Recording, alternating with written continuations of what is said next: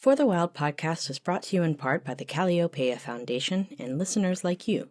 Calliopeia supports projects interweaving spirituality, culture, and ecology. We are grateful for their support and the support of grassroots contributions from listeners. To learn more about the Calliopeia Foundation, visit calliopeia.org. To make a donation to For the Wild, visit forthewild.world/donate or support us through Patreon.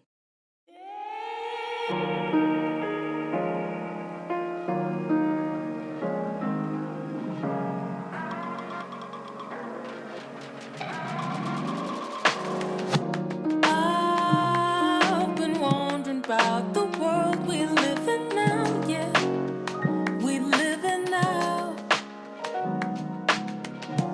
All we do is fight for truth, not yet been found, yeah, not yet been found. Who's wrong or right now? Bring it to the light somehow. To not rest is really being violent towards your body, to align yourself with a system that says your body doesn't belong to you, keep working, you are simply a tool for our production. To align yourself with that is a slow spiritual death as well. Hey, hey, come on. Hey, hey. This conversation with Tricia Hersey took place back in April of this year. And as we release this episode amidst the powerful uprising following the murders of George Floyd, Breonna Taylor, Ahmaud Arbery, Tony McDade, and many others, Tricia, known as the Nap Bishop, has these words. My dream during these times of protest against the police state are for more white folks to be on the front lines and for black folks to be home healing, grieving, and taking naps. We stand in solidarity with all the uprisings. Cover your faces while out there and look out for each other. Hydrate and rest. Welcome to For the Wild podcast. I'm Ayana Young. I'm so excited to be joined by Tricia Hersey to speak on disrupting grind culture and finding liberation through rest. Tricia is a Chicago native living in Atlanta with over 20 years of experience collaborating with communities as a performance artist, theater maker, spiritual director, and community organizer. She is the founder of the Nap Ministry, an organization that examines rest as a form of resistance by curating safe spaces for the community to rest via collective napping experiences, immersive workshops, and performance art installations. Her research interests include Black liberation theology, womanism, somatics, and cultural trauma. She holds a Bachelor's of Science in Public Health from Eastern Illinois University and a Master of Divinity from the Candler School of Theology at Emory University. Oh, goodness. Well, welcome to the show, Tricia. I really can't think of a better person to offer wisdom and guidance as we move through these strange and troubling times. So thank you so much for joining us today. Thank you so much for having me. I'm honored to be here. Looking forward to the conversation. Me too. So to slowly ease into this conversation, I think it might be important to start with a bit of your own personal story and how you arrived at this work, exploring the realm of rest. Yeah, I love to answer questions about the origins because I think it's so important to ground it with this fast-paced digital sharing of information, the sharing of hashtags. People quickly catch on to something and they take the message and it can just be swept away. But it's so important to really ground this work, and it's personally important to me because this work came out of a personal connection for me to really convene and also communicate with my ancestors. And so, as a person who's an artist and who was working in archives, who loves history, who was studying, reparations theories while I was in graduate school, I started all of this kind of experimenting with the ideas when I was a student in divinity school. And I started there in 2013. I was there and I was, a community activist and artist for 20 years. I had been doing that work in Chicago for years. And so here I was showing up at a divinity school, not really knowing what theology was, just knowing I had felt a calling to really study the concept of spirituality and creativity. And I was really drawn by Black liberation theology. I was drawn in by reading a book called Jesus and the Disinherited by Howard Thurman. And then I also love James Cone. And my dad was Pentecostal preacher and pastor of the Church of God in Christ in Chicago, one of the oldest Black denominations in the country. And so I came already with those ideas, and here I landed in seminary and being able to be in the South, being in Atlanta, going to school there, coming from the North, I was able to work in archives and really be able to touch documents and see what plantation labor was really doing for us. I was taking classes in cultural trauma, and I was really studying Jim Crow segregation and taking somatics classes and thinking about what the body can hold and how trauma is held in the body. And so I was interviewing Jim Crow survivors, wondering, what redemption could look like, what it could look like for our bodies now. As a womanist scholar, I was really interested in micro histories, like the small little details of our lives, because we believe that in our everyday experiences, in our everyday methods of problem solving, we can like really heal. And so I wanted to really know what was happening on these plantations. So I just became obsessed.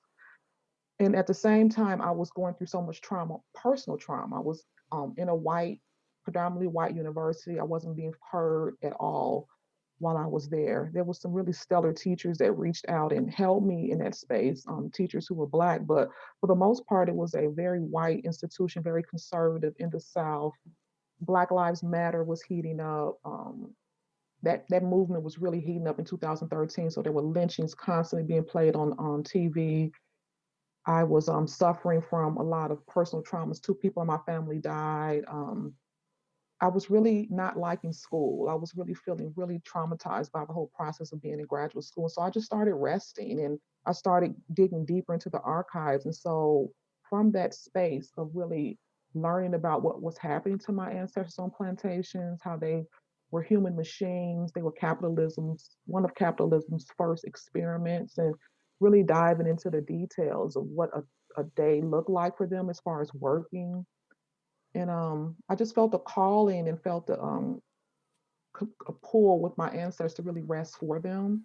So I started, experimenting with performance art. And so our first event was really a performance art piece that I put together called Transfiguration, where I was actually pulling together all of these research from my graduate studies and was going to do a one woman show that included me reading slave narratives, sleeping on a bed, multimedia, film, just really concisely putting together what I had learned over these 3.5 years in seminary. And it was just going to be a one woman show. And part of the show was that people actually took a nap and rested with us. And I named the nap ministry. I named the space we were in being a temple. 40 people showed up and I couldn't wake them. It was 2 hours of people like sleeping and waking up in tears and crying, and there was a rest altar, and it just all like landed there. But I really just thought that would be the landing place and that would be the end of it. And how many years later? I think 4 years later, and we've had over 50 events, and it just people kept asking, when's the next one? When's the next one? So I really want to honor that this was really an experimentation of me as an artist, of me as a daughter and granddaughter of people who were so innovative and subversive, and me really wanting to honor them and seeing rest as reparations for them. Hmm. I think many of us come into relationship with harmful narratives of rest and productivity from a really early age. Hmm. And particularly in the West, we're taught to valorize grind culture and assign success or status to those who work hard to the point of exhaustion. Let alone, I think we also potentially get a sense of our purpose and personal fulfillment and Hmm. personal value connected to this culture of productivity. So, Yeah. I'd like to dig a little bit deeper into where these narratives actually come from. So, Hmm. why are we so attached to the daily grind, and what are the consequences when we feel like we can't slow down? Yeah. I think why it's like that, you cannot speak about sleep deprivation or any of grind culture without talking about white supremacy. And I think you can't talk about any form of oppression without really naming white supremacy, colonization as the seat of it. And so it's interesting that when I first started the NAT ministry, at least started putting things up on IG, because I always had this as my framework. White supremacy was always the framework. I'm studying slavery. I'm studying slavery in the American South. I'm studying plantation labor. I'm looking at reparations theory. I'm studying Jim Crow terror, cultural trauma. How could we not speak about white supremacy? So it was always in my framework. The IG page came later. This work was already happening. And people were really mad at me for even saying anything about white supremacy. Like when I first started being like, grind culture is making you not sleep. Rest is a form of resistance because it disrupts and pushes back against capitalism and white supremacy. I had so much hate thrown at me. So many people who were like, that makes no sense. What does white supremacy have to do with sleeping? And so that's the thing about it. White supremacy has bamboozled us to the point of where we really can't even see what's really happening. And that's why rest is so important, because rest does give you the space to actually see what's happening. And so when you talk about grind culture is simply white supremacist work culture. So, white supremacist work culture is an extractive culture, it's hustle culture, it's seeing productivity as a function of your worth. So, whatever white supremacy is doing on a global scale to us and has done, white supremacy has been using the body as a tool for destruction since the beginning of time. And so, to not name and put white supremacy in the center of this would be, it doesn't make sense. So you have to speak about it. When you speak about capitalism, you can't speak about that without speaking about white supremacy. And so I really was able to land that and understand that by studying what was happening during plantation labor, when studying what was happening during the transatlantic slave trade, the Middle Passage, um, centuries and centuries of plantation labor. What that all was capitalism beginning. It was all done as a tool to be produced, to make money. The whole entire economic infrastructure of American culture was built off the backs of Native people and also Africans. And so I think we are so used to ignoring, and we think white supremacy is only one thing. It's being pulled over by the police. It's poverty being a reality. White supremacy rules and is the oppressive hand of everything that is happening in our culture. Grind culture is nothing but a continuation of what was happening on plantations for centuries, really. I think the consequence of it is what we're seeing now. I mean, biologically, what is happening to our bodies when we don't sleep. Sleep deprivation is a public health issue. It's also a spiritual issue. It's a spiritual death that's happening to us. It's a physical and biological death that's happening to our bodies. Our bodies are being used as a tool of oppression. They want to own our bodies. And so when you look at it from a biological, from a spiritual, from a creative level, it's really what is not going to allow us to really fully reach our full potential and really liberate ourselves and really fully be able to reach that full revolution. Yeah, I absolutely agree with that. And I'm grateful how you are weaving in the history of slavery and plantation labor as the foundational creation of capitalism and grind culture as we know it. It's really, I think, important for us to be able to zoom out and see these interconnections. And Hmm. I'm thinking about the Yes, many ways in which late stage capitalism feeds off of various forms of forced or invisibilized labor yes, and violence against hmm, marginalized community, and of course, maintaining a population that is traumatized and isolated from their community yes, is endemic to capitalism. So, yes, I, you've given us a foundation of the connections between white supremacy and capitalism and this machine level pace of our society. yes, And I want to ask about what does it mean for rest to be a right rather than a privilege? And yes. maybe within that, you could also speak to this brainwashing that you've spoken about before of Hmm. why we are so attached to the daily grind, even though it's really hurting us. Yeah, yeah.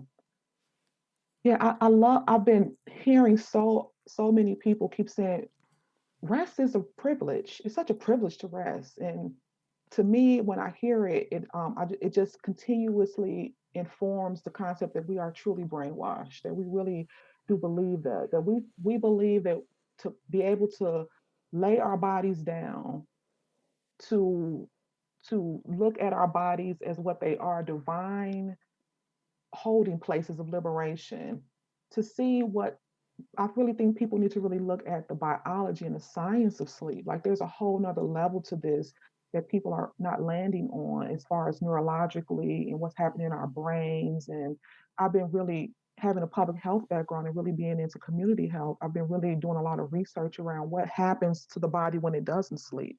Even if you've never wanted to look at this from a concept of politics or social justice, if you never wanted to look at it from a spiritual lens, if you just simply wanted to stay landed in neurology, in biology, in health, when you don't sleep, you're literally killing your body. Like it's not a dramatic, over the top thing to say that. Our organs begin to break down. To not rest is really being violent towards your body, to align yourself with a system that says your body doesn't belong to you, keep working.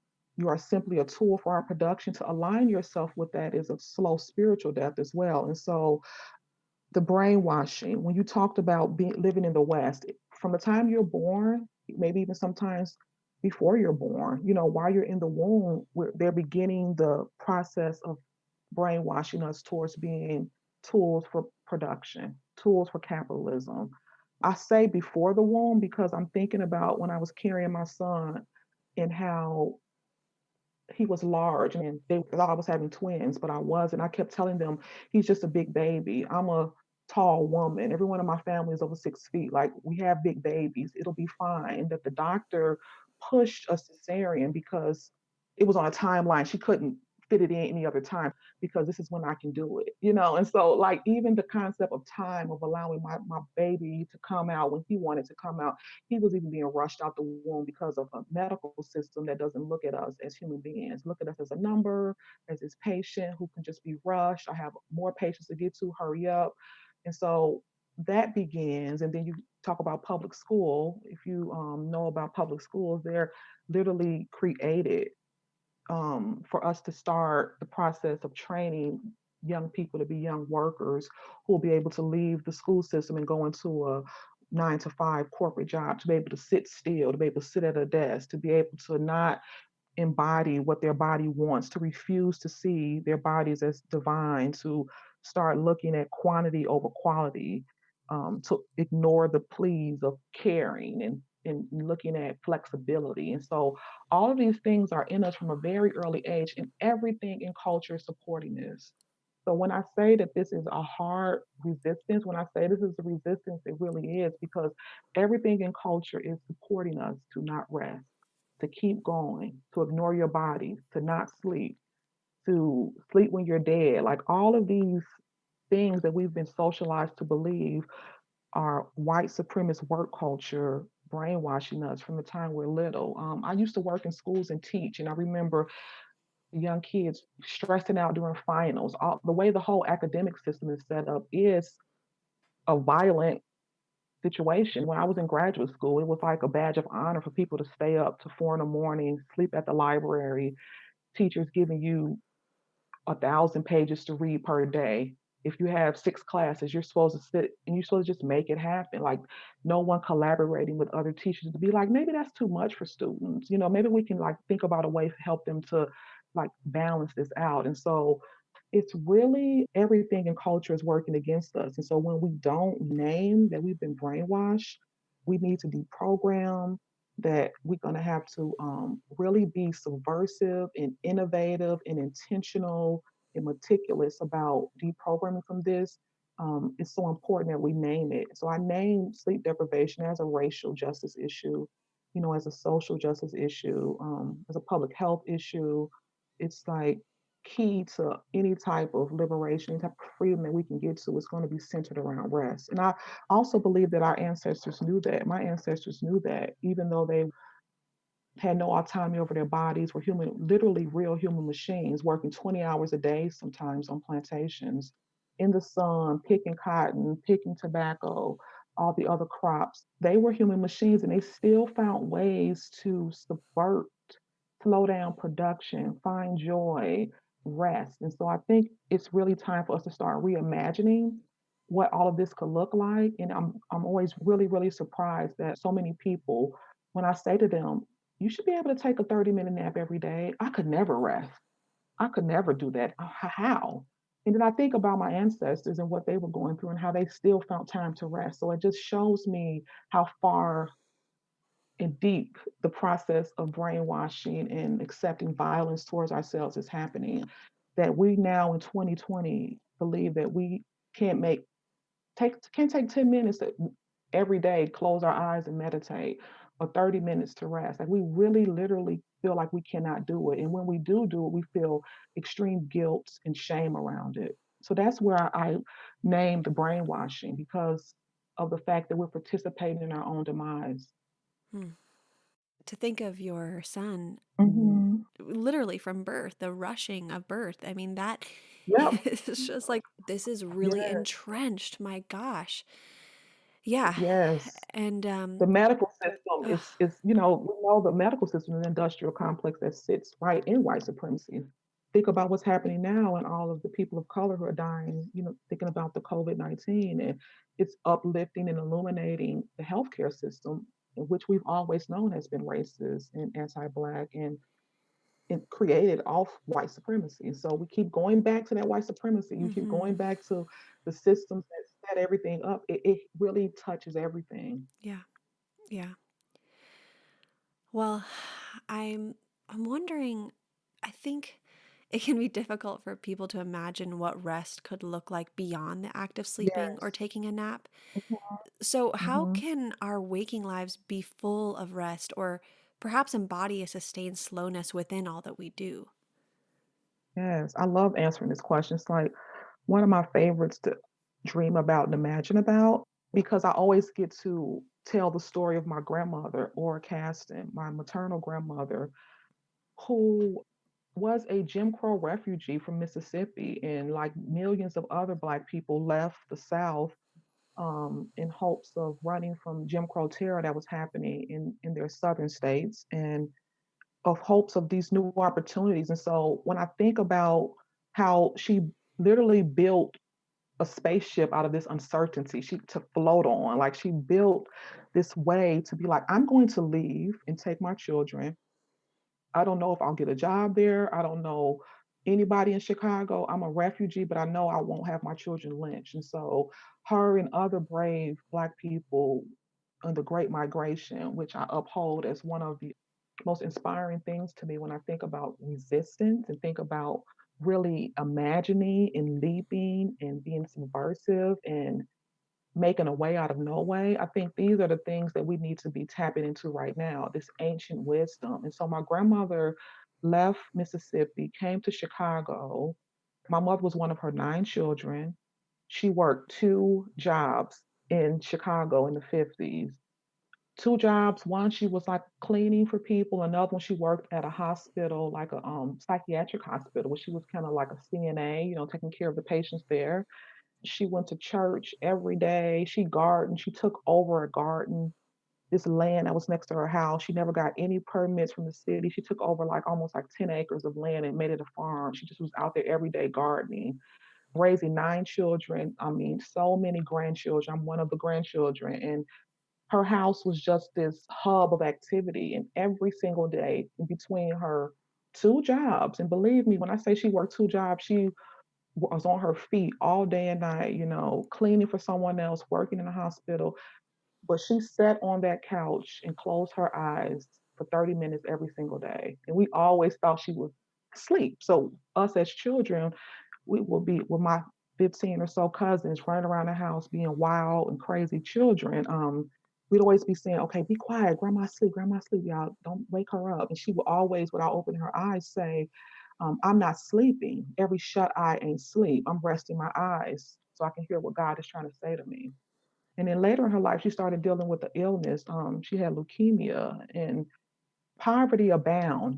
She didn't have much at all. And so for her to be able to sit and intentionally say she was going to rest for 30 minutes and close her eyes, when I was a child, I didn't understand it. I thought, oh, grandma is just so different, But now I think back on, I said, what was she holding in that space? What was she meditating on?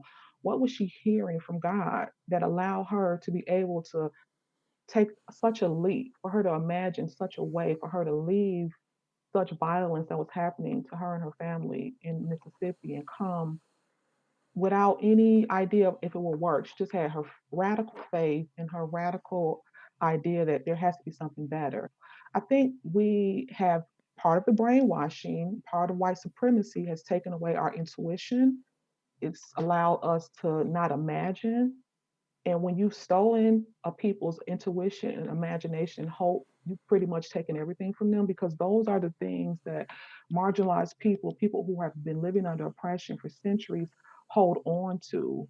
When I think about Harriet Tubman and her work on the Underground Railroad and how her imagination led her to be able to be like, I don't even know how to read. I don't even know where I'm going. I don't have a map, but I just know that it's freedom or death. I just know that I'm just going to walk this way and I just got to hold on that it's something else better. And so I have noticed that in these 4 years of being with the NAP ministry and counseling thousands of people and listening to their stories, that we're at this critical place where we actually have lost our imagination. It's been stolen from grind. Grind culture has taken it from us because grind culture refuses to see the divinity of you as a human being. And if you buy into grind culture, you actually are aligning yourself with the concept that you're not a divine human being and that your worth has already been given to you by the fact that you're alive. Your birth is your worth. To sit with your eyes closed for 10 minutes and daydream, that's rest. To say no more, to like look at your calendar as a sacred text, to really start to begin to heal the trauma inside of you that's happened to you personally, the collective trauma that's happened to us by living under a system that doesn't see us as a human being.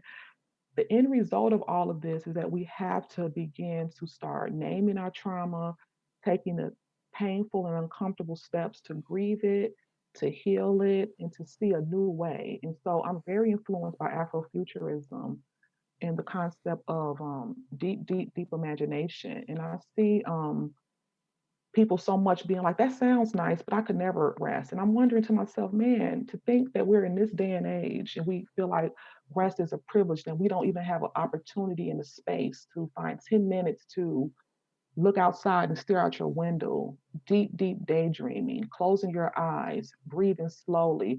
To me, rest it's just about more than naps. It's really about an ethos and a perspective and a pushing back in a way of living, in a way of life that is slowed down, that is connected, that is magnetic, that is distilled down into a place where we really are looking at ourselves as who we really are. So this is a spiritual work that's happening for us to be able to allow ourselves to uplift the divinity of who we really are.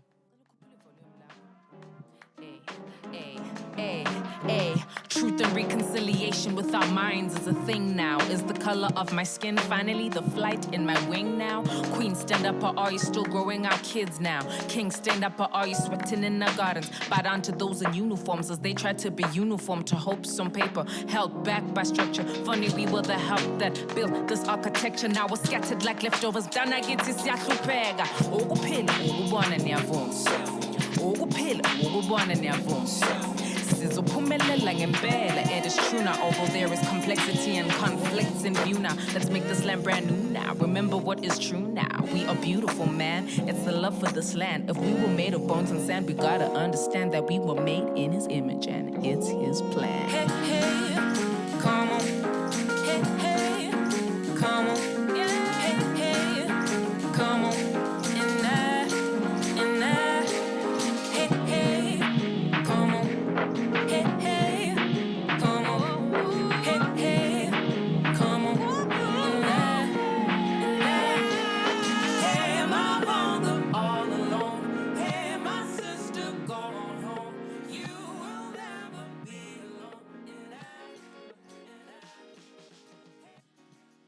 You know, I want to say that in the past few years, it's been interesting to watch this kind of obsession emerge within mainstream Mm-hmm. culture around sleep and the marketing of self care Mm. tied to an endless stream of Yes. consumption, of course. So it seems as Yes. though people are quick to share I, your words on I social media or listen. retweet the memes that you create.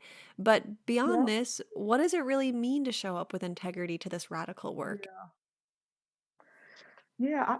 I love that you brought this up because I feel like I want to name social media as an extension of capitalism. I want to name it right now. I know it's ironic that, a lot of the work that people are knowing about me is because of social media. And I see it as a tool that can be used for some correction. It can be used to help in some ways, but for the most part, I'm very anti technology and anti social media in a lot of ways because I see it as an extension of capitalism. I see the heart of it being that what I love about the concept and what underlines is that people just want to connect with each other. I love the beauty of interconnectedness, of people wanting to commune, of building community. Community care is a major tenet of the NAP ministry. So I love technology for what it tries to be and what people are longing for. Like the power and the energy of people longing for community, of people wanting to be connected is a beautiful thing. But if we don't remember and always uplift that social media is really just another extension of capitalism, it's a consumer driven product where the people who own social media are billionaires. And I think what I don't like about it is that it doesn't allow for deep work that's intensively understood and slowly imagined. It's quick paced. The digital realm is just put up a hashtag and put it on something. So I've been seeing a lot of people using the hashtag rest is resistance on like to sell things and a room full of people doing yoga saying rest is resistance and and I'm like, what are you resisting about? Do you even know what the resistance is about? How do you resist something that you can't name? And so I really do think that this obsession that we have with talking about sleep and talking about rest is really like just a moment that's happening right now. It's an awareness that's coming up, but a lot of the awareness is just people to nap and sleep so they can be better workers, be more productive. Actually, the lens that I'm putting on it is actually no, this is not about productivity. Productivity is and always has been a scam. We have been scammed. Exhaustion is not productivity. And so I think the accountability piece is really hard. Like, I'm glad you brought that up because I'm in a place right now with my work where I'm really trying to understand what that looks like. And what I did is my pushback against this consumerist, digital, quick sharing really came when I started the Resurrect Rest School. I started that back in January. We had our first class. And what it is it's a free school that I'm hosting based on the freedom schools of the 50s and 60s, where people were in deep connective learning with each other. And so people come together shoulder to shoulder, looking at each other's eyes. We're reading all of the text that really centers the work. We're reading bell hooks and we're looking at womanism and we're looking at soul care. We're reading Afrofuturist texts and we're really deconstructing what this movement really is. It's so important for me that this movement is continuously frameworked inside of theories, inside of like real stuff, and it's not just becomes consumed and eaten up and becomes this extractive, consumptive idea of I'll put up a meme, rest is resistance. And I wonder, I said to the people on IG the other day, I'm like, are y'all really resting or are you just retweeting the memes? Like, I'm trying to get some understanding about what's really happening. And so for me, the Resurrect Rest School was for me needing to really be with people in real life and like touch their hands and see their eyes and lay them down with a blanket and pillow and see people really coming together and slowly, slowly learning and researching. Because I don't believe that we can really deprogram from our brainwashing with quick, fast information that's just thrown at us. It's really going to be a slow, meticulous, enormous effort, slowly understanding the background, slowly understanding what has happened. It's going to have to be supported and fortified by by information and by community coming together and holding space with each other to speak and really go deep into some uncomfortable conversations. And so, if we can't talk about white supremacy and capitalism, how we actually are aligning ourselves with it and actually are the ones upholding it, we're actually upholding grind culture. We don't want to let it go. And so we don't want to start talking about the uncomfortable trauma that has caused us to be addicted to grind culture and want to do that hard work, then the accountability piece is going to be missed. Hmm. This is just so important. Um, how this rest as resistance can be co opted. Hmm. And that isn't the rest as resistance with integrity. If you're trying to sell something or rest as resistance to be more productive, that's absolutely not the the Right. core of what this work is, because our addiction and Yes. our brainwashing to consumer capitalism, high speed, urgency, adrenaline, Yes. all of that Yes. that we're wrapped up in, it's like a response that we've become addicted to through the brainwashing, and Hmm. we can't get out Hmm. of the urgent addiction with more Exactly. fast-paced urgent No. responses. But I also think when we use rest or self-care to maintain capitalism, we're also completely forgetting the ecological component of rest. And that Hmm. and I've really been inspired by you and thinking, when we rest, the earth rests. Yes. If we're not doing Yes. as much and if we're slowing down, then there doesn't need to be as much made. Resources don't need to be extracted at the same pace. Yes. When we're really fast and we're doing all this stuff all the time, that has a consequence, because the earth actually has to keep up with our Yes. desires and needs of the moment. And so Yes. if we say we care about the earth, climate change, the Anthropocene extinction, we have to understand Hmm. that if we are not slowing down, the earth will never be able to slow down, because we are pushing the earth to keep up with this grind culture, because the earth is the basis Absolutely. to how we grind. Yes. Yes. Exactly. The land needs to rest. It needs to be honored. And when I think about land is so important to me with this ministry, because remember I started by looking at what plantation labor was doing and how they were extracting from the earth, growing all of this agriculture, and who was the people who were out there doing it, the violence that was happening while they were extracting from the earth cotton and sugar and tobacco, all these things that they were growing in the earth. It's really important, like the concept of land and liberation is closely connected to this work, because I really feel that the land and the people who were stewards of the land, the fact that they were stewards of the land in a violent mean, that when I think about the violence that was happening in those fields and on those plantations, and for centuries and centuries, the land being just cultivated and used, and the lives, people were dying out there under the heat picking cotton, and like what does that say for our ancestor worship and ancestor communication and reverence to them when such violent things were happening in that space? And so a lot of the work started with me resting outdoors, sleeping outside, and doing public site installations outside, and reclaiming the land, reclaiming the ancestors who were out there working in the southern heat with no type of stopping. During my research, I was reading a lot of slave narratives, and I was seeing how women were giving birth in the fields, and then the midwife would take the baby, and they kept working. They had 500 pounds of cotton each to pick a day. And if you didn't pick it, it was violence or death. And so to think about our world and our American culture starting, and the culture of pretty much this entire economic infrastructure being built off so much violence that the land was having to take. And when you think about lynchings and what the trees were seeing and what was happening in the land, and now we're like aligning ourselves with that same system, and what pain that must be causing our ancestors, and what disrespect we're just continuing to do to the land and to the earth and to what's around us. And so I think it's so important. I'm so glad that you brought that up about ecologically what's going on and how all of this land and liberation is really connected, because you have to understand what was happening on plantations. We don't really look at that. We know, oh, slavery happened, but to look at the micro details of a day to day, what it looked like, I was able to find that out. Like they got up before the sun came up, and most of the time they worked, 20-hour days sometimes, and they would keep going. There were no breaks. There was no, oh, you don't feel well or you're pregnant. Okay, keep picking. And we know how hot it gets outside, and what the cotton is such a hard plant to really work with.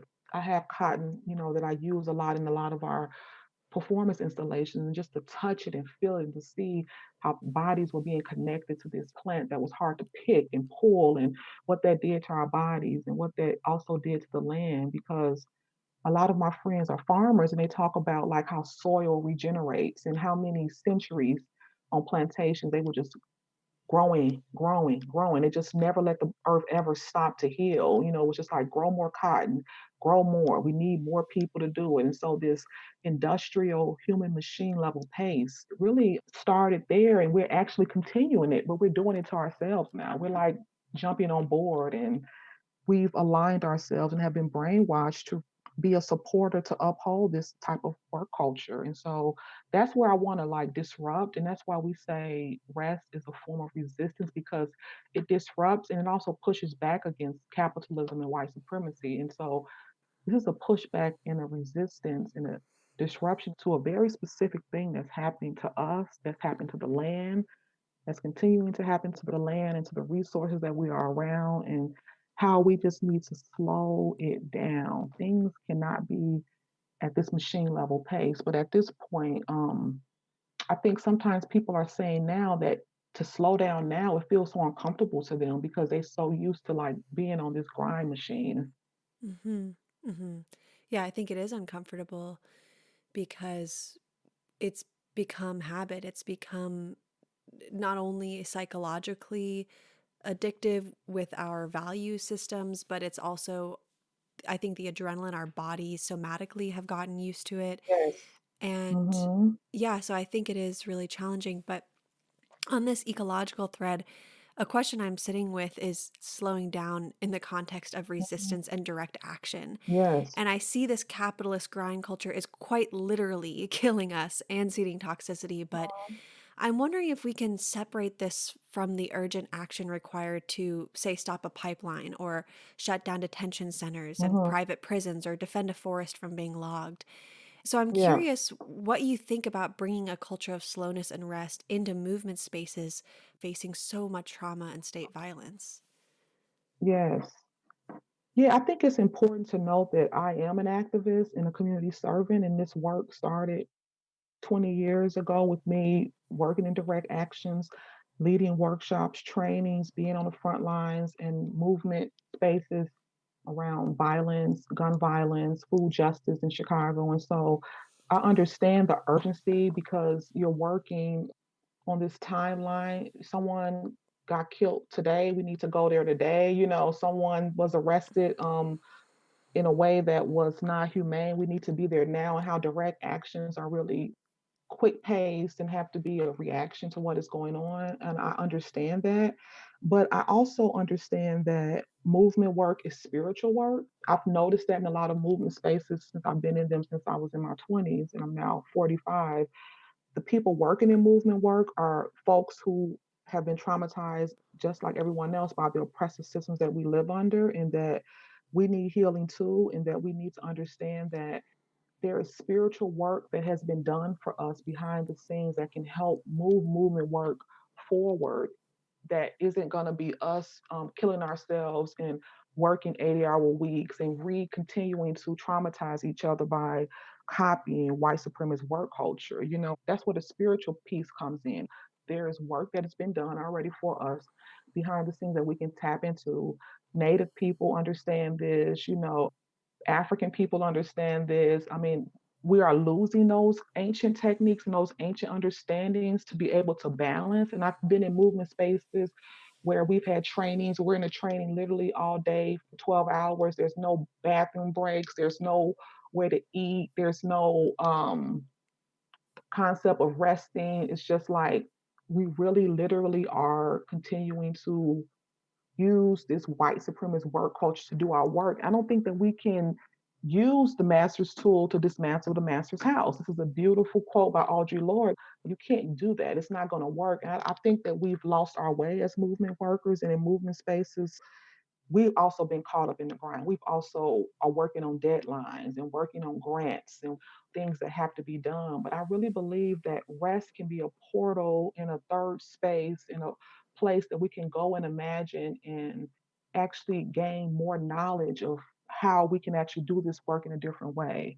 If you believe that rest is a portal for invention, I believe that when we rest, that we can actually tap into some ideas, into some new energies, new ways of actually approaching this situation. But we can never do that because we also are grinding. And I've actually done a lot of trainings with people who are in movement spaces right now. And a lot of them are suffering from so much mental health, physical health, working 80 hours a day, having brain aneurysms, being sick. I did one here in Atlanta last year for some movement workers who are working on human rights campaigns. And everybody in the room was so exhausted. As soon as I asked them, "Are you guys tired?" They just started weeping. And they was just like, you know, I'm tired, I'm sick, I I keep going because the work has to be done. But I don't feel like we can actually get to liberation by repeating the same trauma that has been done to us. I just don't believe that we have to be traumatized to be able to get to the other side. I won't ever believe that we have to be having some of our executive directors of some of these organizations have never taken a day off work in a year. Their children, are suffering because they're not home to be with them. That they're actually, I talked with a movement worker who was saying that she had a brain aneurysm. The next day she was up trying to like get online to organize a direct train. I don't see how we believe that that energy and the spirit of that and the spiritual component to that is ever going to give us the results that we're looking for. And so I want to uplift the spiritual work that's been done for us and how our ancestors have done some things in the past that are still working for us right now. And so a part of grind culture makes us believe that if I don't see the result of something, it's not happening. If I'm not doing something, then it's not happening. And I think that that's a false belief. And I think that's a belief rooted in white supremacy. I believe that there's always things being done behind the scenes for our spiritual greatness. And there's always things that are happening to be able to help get us to the other side. When I keep going back to Harriet Tubman and going back to my ancestors who weren't seeing anything happening, but they were believing and trusting in a greater power and, looking up at the stars and following the path to freedom and just trusting and believing that their ancestors were already putting a word in for them and already, seeing them and they're able to communicate with them and they're able to like use that energy to be able to come up with dynamic solutions now. And I don't think that you can actually um, get to a liberative state if you're exhausted and rested. I believe that the revolution will be led by well rested people, people who are connected, who are inventive, who are tapped into the spiritual component of rest and what it can do for us.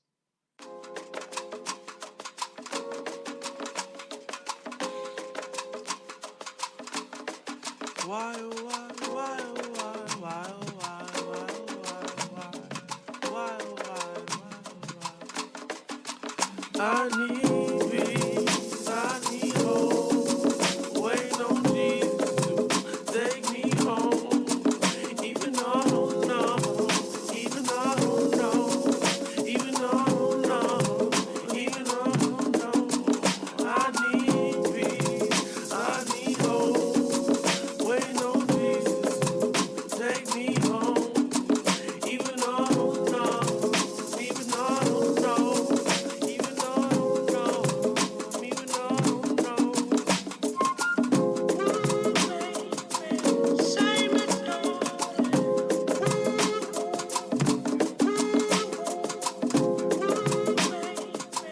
shame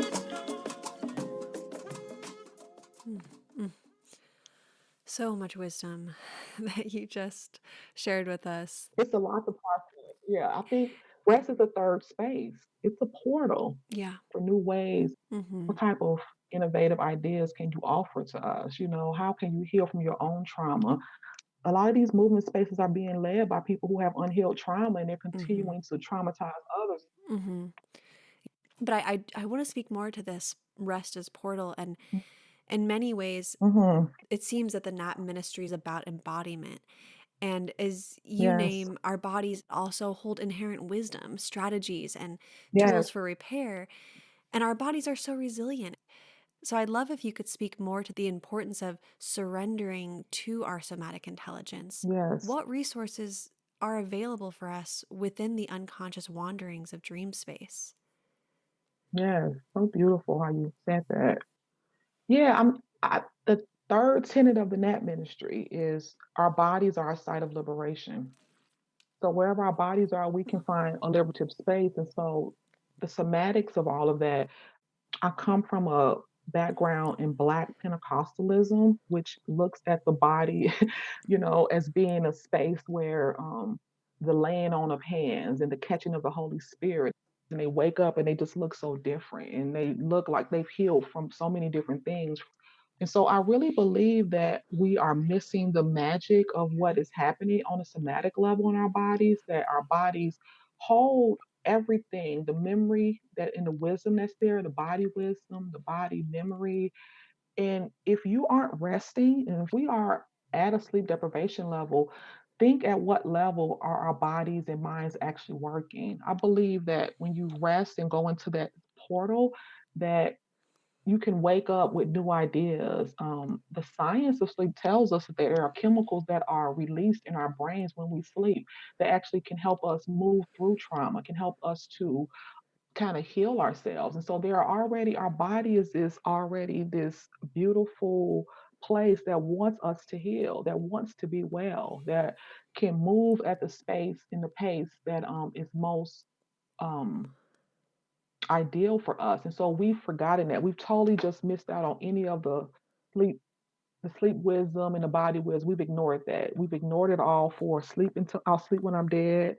We've ignored it all for productivity as a function of our worth, for perfectionism, for profit over life, for seeing burnout as normal. We see burnout as just a normal phase of life. It's not normal to burn out when you're, that's not normal. So I think um, rest actually disrupts the cycle of trauma. And I believe that grind culture is trauma towards us, and also grind culture feeds off of trauma. And so to take a moment to intentionally say no and push back, my body doesn't belong to capitalism. My body belongs to me. My body is a divine being. It is divinity inside to embody that wisdom.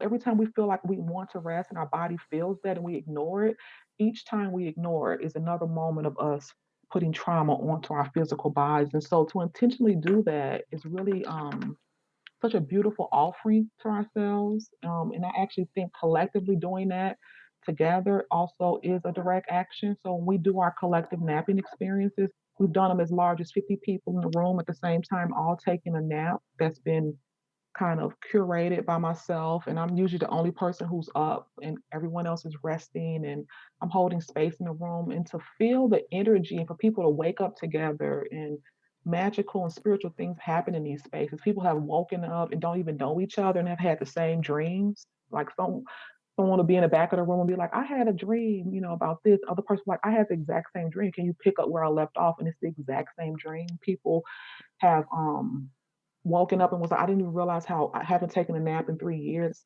Now I feel like I can take on the world. Like I really feel like collectively, when we put our bodies in this space of healing together and honoring it, we're doing so much for our future, for our liberation. And so I don't think that we can get there without looking at rest for what it is. It's a dream space, and I believe that it's been stolen from us. And one of our other tenets is that we want it back and we can reclaim it via rest. And so the dream space is this place where we can go and just be. I always thought this when I was studying my ancestors. I was like, what could they have imagined and figured out if they were allowed a space to rest? Could they have, been able to come up with plans that have helped them escape a little bit quicker? Could they have been able to come up with ideas on how they could have revolted? Maybe they could have had, what could have happened if we were allowed a space to rest, if they were allowed a space to actually go into a dream space? Could their freedom have been closer? Could they have had more intricate ways? Could the Underground Railroad have been even a larger system because we had so many inventive ideas because we were working on a well rested mind and a well rested body that was able to take on these oppressive systems? And so I think we must fortify our minds and our bodies, and rest is the way to be able to allow us to get there. I really believe that the more we rest, the more we're able to wake up and use the sacredness to help fortify our movements. I actually think that the powers that be don't want us rested because they know if we are rested and if we are at our full potential brain waves and if we're like thinking and connected, what could we figure out quicker? I feel like we're in this dumb zombie phase. When you're not rested, you're like in this sleep deprived, non woke phase of just, go with the flow and take things. I feel like the power, rest is like a power. It's a slowing down that allows you to be able to be like, you know what? I actually don't want to be treated like this. Yes, the veil is lifted. Yeah. Yeah, I was reading How to Do Nothing by Jenny Odell, and she Mhm. writes, civil disobedience in the attention economy means withdrawing attention. I'm less interested in a mass exodus from Facebook and Twitter than I am in a mass movement of attention. What happens when people regain control over their attention and begin to direct it again together? End quote. And I love that because it reminds me, like reclaiming rest, reclaiming attention, reclaiming how we Mhm. think and feel about the world rather than this zombie vibe that you're Mhm. talking about, where we just are in this complacent zombiehood Yep. where we're just in the grind. We're not giving ourselves space to actually think, whoa, is this actually what I want to do with my life? Is this, Exactly. I'm really with you. And I just have two more questions. And I was reading a paper you wrote for graduate school, and it says, quote, Mhm. when we stand in the gaps for each other and decide to be relentless in our support and witness, we can shift oppression. The beauty of this Mm. reality is that it repeats itself in many forms on our journey in life: childbirth, graduations, in protest marches, at weddings, in classrooms, with strangers on public transportation, in elevators, in courtrooms, in church pews, on war fields, on streets in gang territory, and in death. We Mm. are intimately tied to each other. We find God through each other. Mm. So beautiful. That takes me back to that when I wrote that. I kind of framed it around the concept of when my father died suddenly and how the community rallied around us in such a deep way that I felt the presence of people even though they weren't around me. I felt like as if hundreds of people were like holding me up and I felt it in my body and my mom also said that she felt like God was seeing us through other people, that the community became the hand of God. And I don't actually like to use the word self-care. I always talk about community care and I talk about soul care.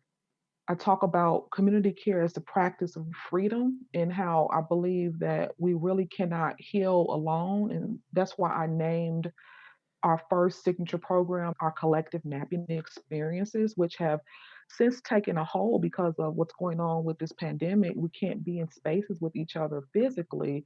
And so last year we did close to 50 of them all over the country where we'll go in and install safe spaces for the community to rest together, sacred spaces.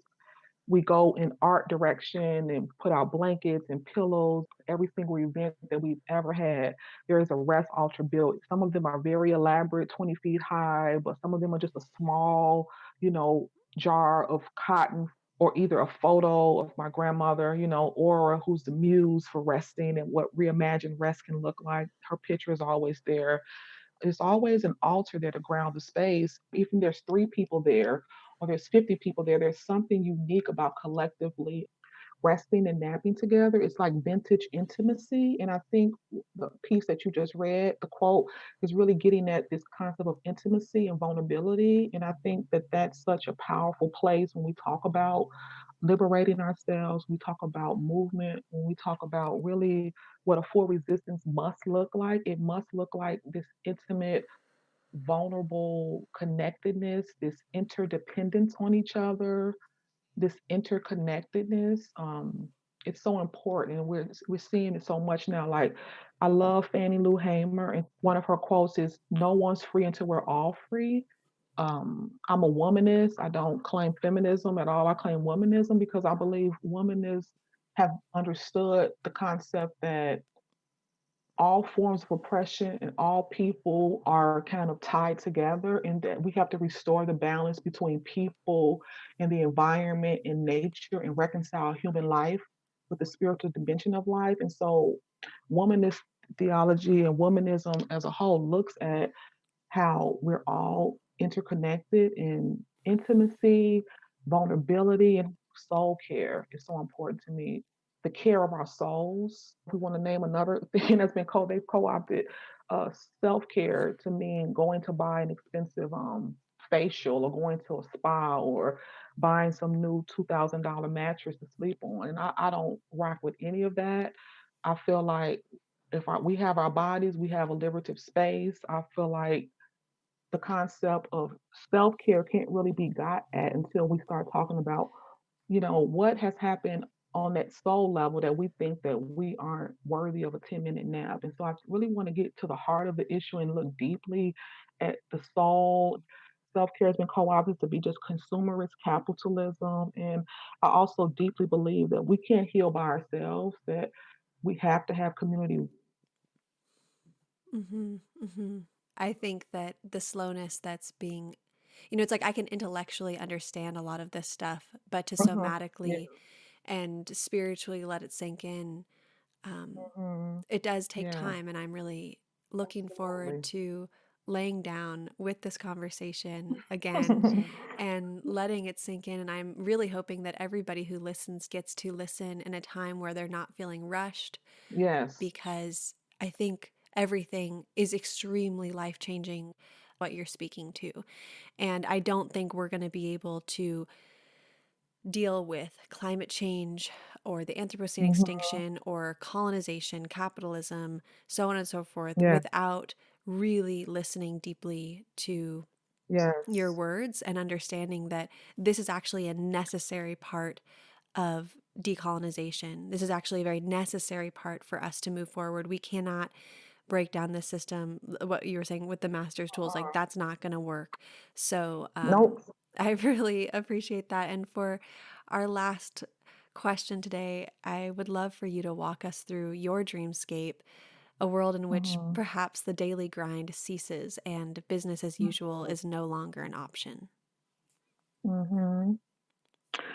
I like to imagine this all the time, and I think when I start imagining, the first query that comes up in my mind is, how can we access pleasure and joy and liberation if we're too tired to experience it? If we're so exhausted, how will we be able to recognize that we've reached our liberation? Will we be too tired to know it? And so I really think that I call rest a meticulous love practice. It's a practice of love towards yourself, towards your community, but it is going to be meticulous, uncomfortable at times. And people are always like, oh my goodness, I want to rest, but it's just so hard. I'm like, yes, I know it's going to be very hard. James Baldwin has a quote where he talks about the enormous effort it takes to really get to liberation. People aren't born in a place where, when they're born under oppressive system, where they're able to just kind of imagine and feel in their bodies what it feels like to be liberated. And so I think it's going to take us to be really imaginative, and I don't think we're able to get to that imaginative space without resting. And so my dreamscape looks like breaking down and burning down and pulling down white supremacy and capitalism. Like, they both have to die. We can't talk about any type of movement towards soul care, self care, getting to anywhere without those two systems continuing to exist. And I think we have to see disruption, and we have to reimagine what that can look like. I think my grandmother was sitting on the couch for 30 minutes every day when, she was living as a woman running from Jim Crow terrorism, running from the KKK. When she's sitting there for 30 minutes and closing her eyes, I believe that that fortifies me now. To be honest, I really would think that I would love to see people detoxing from technology as much as they possibly can. Like, I don't think we're able to get to like the full liberation of rest if we're continuously scrolling and online. I wrote a small blog post when I did a 30-day detox from social media, and I wrote up things that I learned from that 30-day period of being off of social media, email, and just any technology. People cannot make space for you to rest if they don't know what it looks like to rest. So that goes back to that interconnectedness of we're going to have to embody this message. My dream is that for every person who retweets, one of our memes, that they take a nap right after they retweet it. If that could happen, I think we actually would be further towards our goal. But I don't think that that form of technology is allowing us to see that, because how they've created social media, they've created it so that we never get off of it. The scroll technique is something that they've studied and researched so that our brain doesn't know when to stop. We don't know when to be full. And so to know that technology is working against us so that we don't know how to stop and feel full, and that our brain is being triggered. And I'm very, very influenced by a Sabbath, and what a Sabbath can be, and the ancient technique of a Sabbath, and how a Sabbath is really a radical pause, and what that could be. And I'm really dreaming about embodiment, and people just, because I think people a lot of times hear the message and then they're like, oh, that sounds okay. But when they come to one of our nap events, or when they actually take a nap, or they actually, then they wake up and they're like, oh my goodness, like I never knew it could feel that way. And I'm like, laying folks down, like it's such an honor, and I'm so humbled to be able to just lay a body down and to put a blanket over them. And but now that we aren't able to do them because of what's going on with this virus and pandemic, I want to be able to hold space for people in a spiritual way. I want to be like this, pillow for them. Just be able to, like, for them to really feel that you can lay down right now. You don't have to wait. The time is now. You can take 10 minutes right now, and even 10 minutes every day. We're collectively doing that in large numbers. I believe that we can slow down capitalism. And I believe that grind culture right now is on its knees. And so I imagine us being able to, like, help pull it down by actually collectively resting. Even in your homes right now, go take a nap. I believe that a direct action could look like all of the movement leaders just sleeping for a day. That would be a beautiful and magical pushback, and a way for us to spiritually connect. And so I'm always thinking about blankets and pillows and softness in the real world. And metaphorically, I'm thinking about ancient pausing and just stopping and slowing down. And I'm always thinking about grief and mourning and silence, and how rest supports all of that. Mm. Yes. Well, thank you for sharing a guiding dream to Yeah. to know that we can imagine beyond perhaps what we've been imagining, Mhm. to push our own limits of dreaming. And it will be challenging because we're breaking addictions, we're breaking that Yes. brainwashing that we spoke to earlier, but it's such a worthy practice. It's a necessary practice. And Mhm. you have been a huge inspiration for us and for me personally. And there were so many years where I thought self care and rest was for somebody else, or it wasn't actually necessary. And I didn't really have time to do that because the world's burning and it's just not, it just was like, no, I can't do that. And that's not going to help me. And it's not going to help the Right. earth, because what I felt the earth needed was this urgent response system all the Yes. time. And, Mhm. and since that click moment, I haven't turned back. And like I said, I'm not perfect. Like there's definitely times where I'm like, oh, darn it. Oh Like I'm yeah. grinding again. I'm friggin' grinding again. Like Me I got to get too. off the grind. It It happens. can be a challenging journey, but we can keep getting back on the horse, so to Yes. speak, because I very much agree that the earth is crying for us to rest. Such important work. And thank you so much for spending this extra time with us. This has been amazing. It's been such an honor. I've had such an amazing time speaking with you. I'm so humbled. I'm so honored. I'm in awe, really. It's going to be a slow, meticulous process, but to be able to just be easier on ourselves, and be so soft with ourselves and vulnerable and intimate with each other around this, that we really can bring down and disrupt and push back. And my dream is that this pushback and disruption will lead to a full breakdown and a full burn down of these systems that are on our necks daily. And so the more Hmm. you can rest, the more you can stop, I'm always talking about deep daydreaming and reimagining what it can all look like. And I think we have the power to do that. And I so Mm-hmm. appreciate the time. So thank you. It's been an amazing Mm-hmm. conversation. Yes. I rise up in every way that feels right in my own soul. I rise up in every way that feels right in my own soul. I rise up in every way that feels right in my own soul.